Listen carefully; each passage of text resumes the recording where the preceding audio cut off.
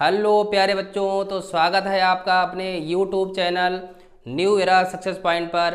तो आइए बच्चों, आज हम आपके लिए लाए हैं क्लास 10th CBSE का एक बहुत ही इम्पॉर्टेंट चैप्टर लाइफ प्रोसेसेस। इसका फर्स्ट पार्ट हम लोग पीछे वाले वीडियो में कर चुके हैं।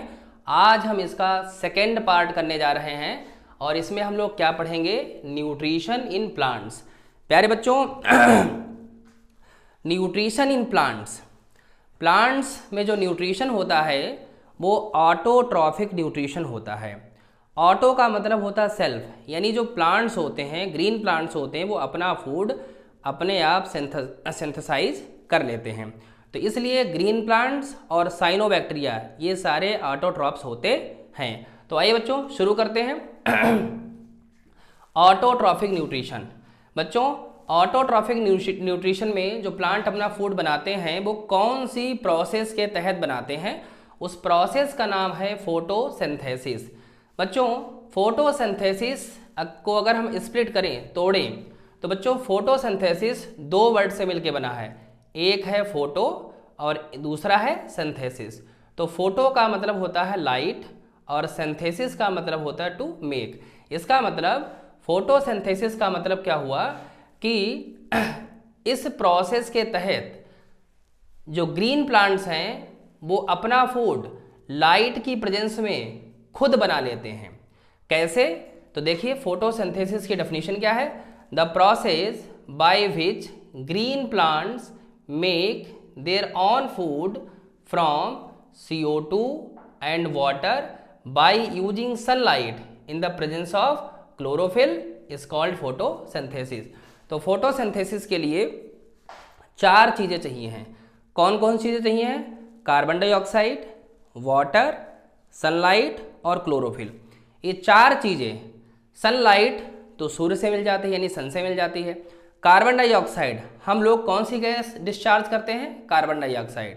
तो कार्बन डाइऑक्साइड इनको कहाँ से मिलती है? एटमॉस्फेयर से मिलती है। और उसके बाद में जो वाटर होता है वो रूट के द्वारा ये कहाँ से लेते हैं? सॉइल से ले लेते हैं। ठीक है बच्चों। और क्लोरोफिल तो इनमें खुद मौजूद होता है, इनके अंदर पाया जाता है। तो बच्चों क्या रिएक्शन कहती है? कार्बन डाइऑक्साइड ये कहाँ से मिली? बोलो एटमॉस्फेयर से। उसके बाद में वाटर कहाँ से आया? बोलो रूट के द्वारा। कहाँ से आया? सॉइल से। और ये सनलाइट और क्लोरोफिल तो प्लांट्स में जो लीव्स होती हैं वहाँ पर होता है। ठीक है। क्या बन गया? ग्लूकोज। उसके बाद में कौन सी गैस रिलीज हुई? ऑक्सीजन और ये वाटर। तो बच्चों ये है आपकी फोटोसिंथेसिस रिएक्शन, जिसमें कार्बन डाइऑक्साइड रिएक्शन करता है वाटर से सनलाइट में in the presence of chlorophyll. क्या बनाता है? ग्लूकोज बनाता है। और ऑक्सीजन साथ में अपना फूड बना लेता है। क्या फूड है? ग्लूकोज। प्यारे बच्चों प्लांट जो है वो अपना फूड बनाते हैं ग्लूकोज की फॉर्म में, लेकिन वो ट्रांसपोर्ट करते हैं सुक्रोज की फॉर्म में। लेकिन कुछ फूड ऐसा होता है जिसको वो जो है रिजर्व फूड मटेरियल के रूप में स्टोर कर लेते हैं। वो फॉर्म होती है इनकी स्टार्च की फॉर्म। That's clear. आगे बढ़े बच्चों हम लोग। तो देखिए फोटोसिंथेसिस के लिए जो रॉ मटेरियल्स होते हैं वो क्या होते हैं, मैंने समझा तो दिया है लेकिन नोट्स के रूप में आप देख लीजिएगा। रॉ मटेरियल में आपका CO2 हो गया, उसके बाद में ये वाटर हो गया। और फोटोसिंथेसिस जब हो जाती है बच्चों तो एंड प्रोडक्ट में ग्लूकोज बनता है। देखिए ग्लूकोज बना है। और बाई प्रोडक्ट ये ऑक्सीजन बन गई। बाई प्रोडक्ट का मतलब क्या होता है बच्चों? ऑक्सीजन को ये क्या करते हैं बच्चों? डिस्चार्ज कर देते हैं बाहर एटमॉस्फेयर में, उसको लूज कर देते हैं। ओके बच्चों, तो यहाँ तक बात क्लियर हो गई। तो देखिए हमने यहाँ नोट्स के रूप में आपके लिए लिख दिया है कंडीशंस फॉर फोटोसिंथेसिस। फोटोसिंथेसिस के लिए क्या क्या कंडीशन होनी चाहिए? सनलाइट सन से, कार्बन डाइऑक्साइड एटमॉस्फेयर से, वाटर सॉइल से, और क्लोरोफिल तो लीव्स में पाया जाता है बच्चों। That's clear. यहाँ तक समझ में आया। अब हम लोग बात करते हैं कि जो फोटोसिंथेसिस की प्रोसेस होती है ये कितने स्टेप में होती है।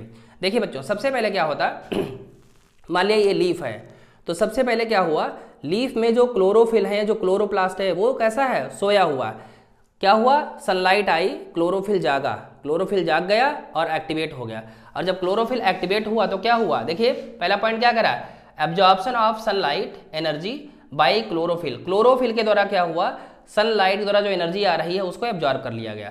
ठीक है, ये पहला स्टेप हुआ। क्या हुआ कि जब सनलाइट आई यानी सूरज के द्वारा जो लाइट आ रही है उसको क्लोरोफिल ने एब्जॉर्ब कर लिया। फिर आगे देखिए क्या होता है सेकेंड स्टेप में, conversion of light energy into chemical energy, और जो लाइट एनर्जी आई है सन के द्वारा वो केमिकल एनर्जी में कन्वर्ट हो जाती है। और फिर क्या होता है, जो वाटर है वो स्प्लिट हो जाता है किसमें, हाइड्रोजन में और ऑक्सीजन में। वाटर जो है बच्चों स्प्लिट हो जाता है किसमें, बोलो बोलो बोलो बोलो, किसमें, हाइड्रोजन में और ऑक्सीजन में। रिएक्शन क्या कहती, देखिए वाटर है, ये लाइट एनर्जी है, कहाँ से आ रही है, सन से आ रही है, ये हाइड्रोजन बन गई और ये ऑक्सीजन बन गई।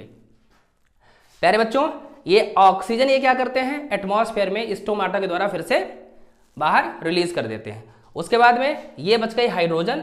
तो हाइड्रोजन बच्चों क्या है, अगला स्टेप थर्ड कह रहा है reduction of carbon dioxide into carbohydrate. प्यारे बच्चों, जो वाटर है ये जो वाटर है, यहाँ पर वाटर ना लिख करके यहाँ पर लिखिएगा CO2। क्या लिखिएगा आप लोग, यहाँ पर लिखेंगे CO2, यानी कार्बन डाइऑक्साइड जो एटमॉस्फेयर से आ रही है, इसका क्या हो जाएगा, इसका हो जाएगा रिडक्शन।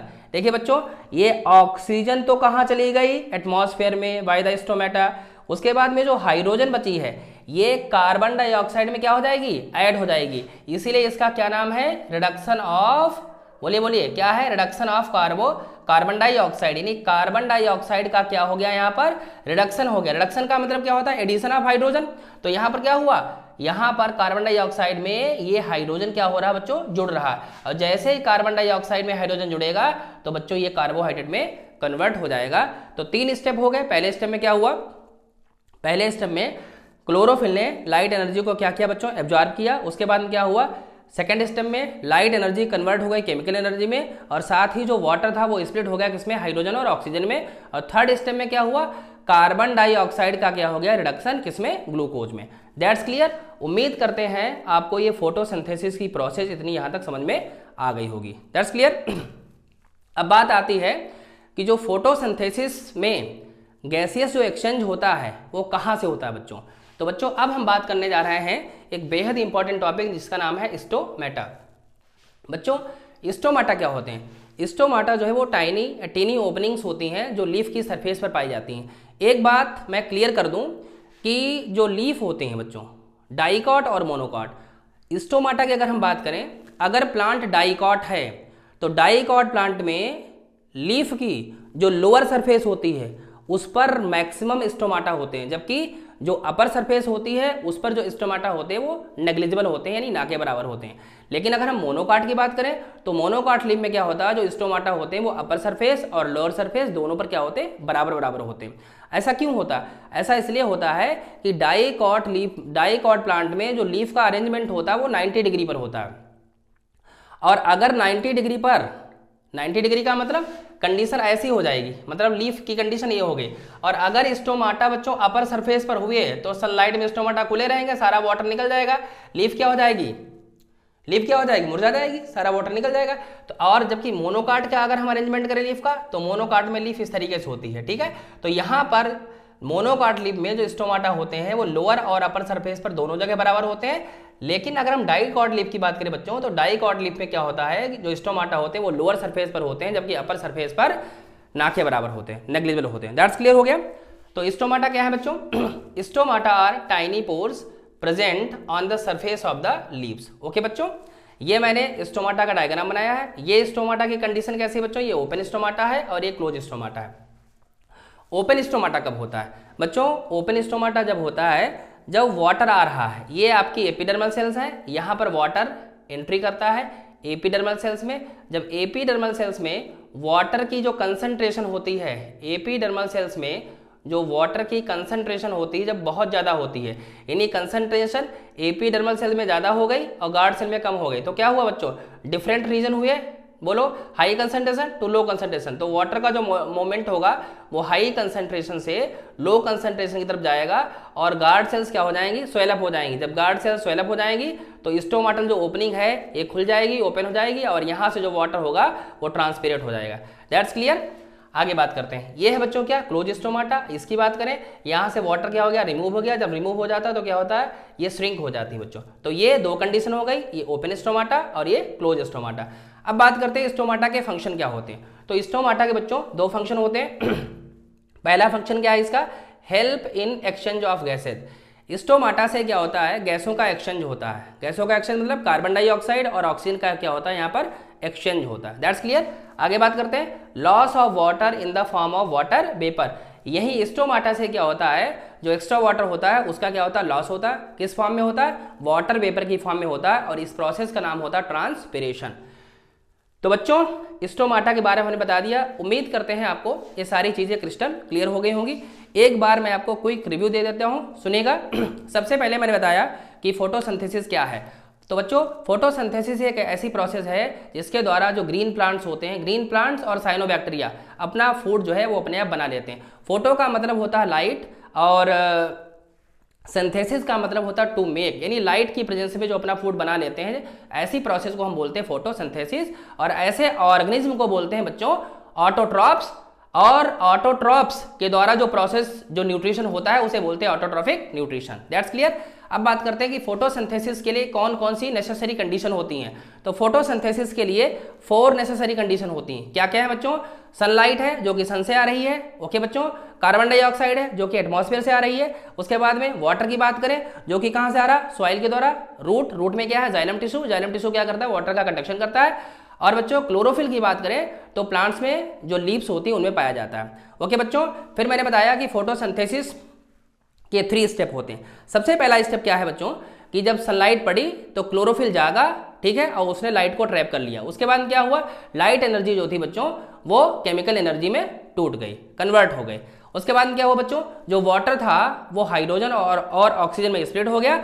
और थर्ड जो स्टेप है उसमें क्या है कि कार्बन डाइऑक्साइड का रिडक्शन हो जाता है, और क्या बन जाता है बच्चों, ग्लूकोज बन जाता है। प्यारे बच्चों एक बात मैं और स्पष्ट कर दूं कि फोटोसिंथेसिस के दौरान जो फूड बना है, जो कार्बोहाइड्रेट बना है वो ग्लूकोज की फॉर्म में बना है, लेकिन जो ट्रांसपोर्टेशन होता है वो सुक्रोज की फॉर्म में होता है, और कुछ रिजर्व फूड मटेरियल भी स्टोर होता है जो कि स्टार्च की फॉर्म में स्टोर हो जाता है, ओके बच्चों। फिर मैंने बात की स्टोमाटा की।